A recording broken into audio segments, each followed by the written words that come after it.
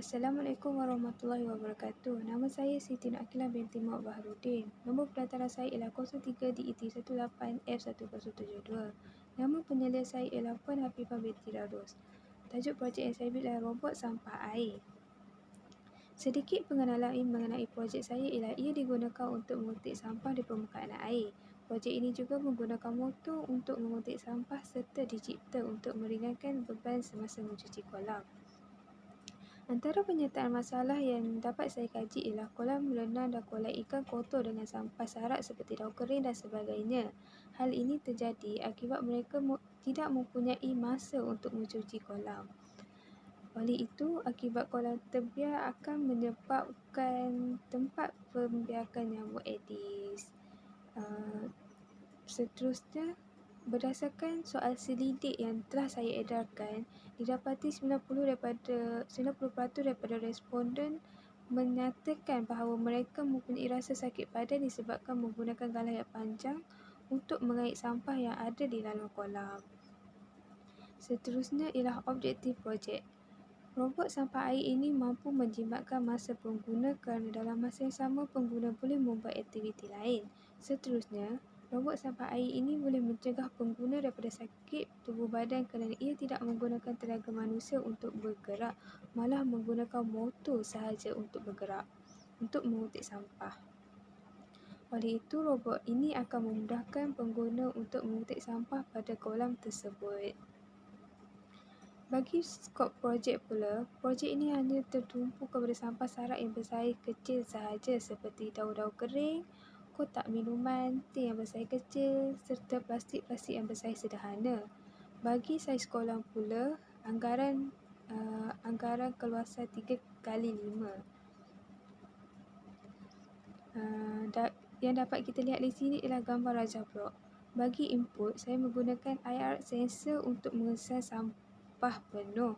Seterusnya, bagi proses pula, kita menggunakan Arduino Uno sebagai microcontroller untuk mengendalikan projek ini. Manakala output yang kita dapat dilihat di sini ialah buzzer. Buzzer untuk syarat pemberitahuan bahawa sampah sudah mencapai tahap maksimum. Bagi motor DC serta motor servo pula untuk menggerakkan projek. Di sini ialah projek. Apabila kuasa dibekalkan, roller akan berpusing untuk mengutik sampah. Setiap 10 saat, sampah yang dikutip itu akan dibawa ke dalam bakul di bahagian belakang. Apabila bakul itu tidak mencapai tahap maksimum iaitu tidak penuh lagi, maka roller itu akan turun dan mengutik sampah balik, dan setiap 10 saat dia akan berhenti dan akan kumpulkan sampah di bahagian belakang. Tetapi apabila bakul sampah sudah penuh, buzzer akan mengeluarkan syarat iaitu mengeluarkan bunyi dan pengendalian juga akan diberhentikan. Di sini kita dapat lihat litar, iaitu menggunakan IR sensor, Arduino Uno, DC motor, servo motor serta relay.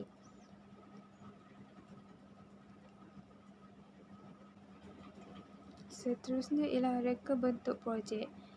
Dapat dilihat di sini ialah bahagian atas. Bahagian atas kita hanya dapat melihat bakul di bahagian belakang. Serta bahagian sisi kita dapat lihat ada USB untuk disambungkan kepada power bank untuk membekalkan kuasa.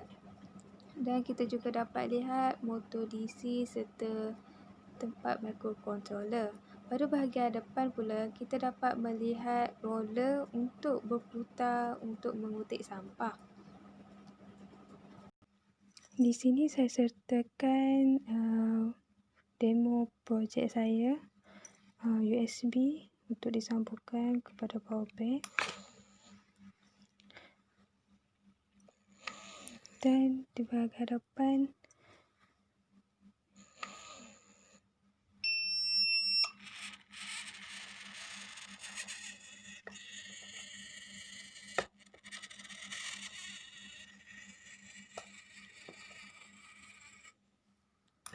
dia akan berpusing untuk mengutik sampah dan setiap 10 saat dia akan angkat untuk meletakkan sampah di dalam bakul ni.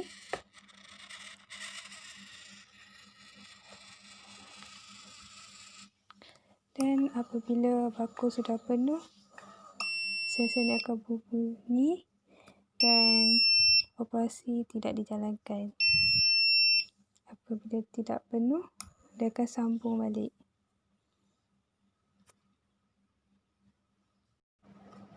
Okey, sambung balik kepada slide. Dia ni seperti video tadi yang saya terangkan operasi dia. Okey, ini senarai komponen yang saya gunakan iaitu Arduino Uno, bateri, IR sensor, motor DC, servo motor, buzzer, relay serta jumper.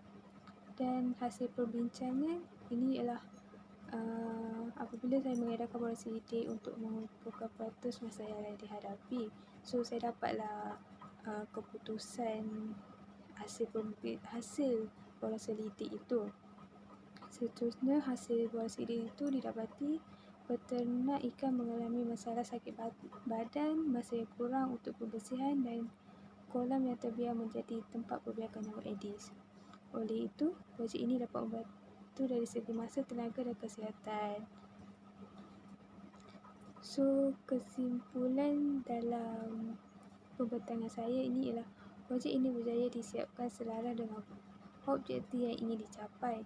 Sesungguhnya, projek ini akan bermanfaat kepada peternak ikan di samping dapat juga membantu orang awam yang mempunyai kolam yang besar anggaran 3x5 di rumah mereka. Projek ini berpotensi untuk dijual di pasaran. Berdasarkan projek Milestone ini, kita dapat lihat pada 12 hari bulan 8 2020 itu saya mencari litar daripada sumber yang berkaitan dan cuba memahami litar. Pada 20 hari bulan 8 pula pemasangan litar dan mencari serta membuat koding. Dan seterusnya 22 hari bulan 9 2020 tes koding serta membuat penyambungan projek. Pada 1 hari bulan 10 pula saya telah tes projek serta membaik pulih projek. Dan akhir sekali 4 hari bulan 11 2020 membuat persediaan present serta menyiapkan report akhir projek. Itu saja untuk pembentangan projek saya. Terima kasih.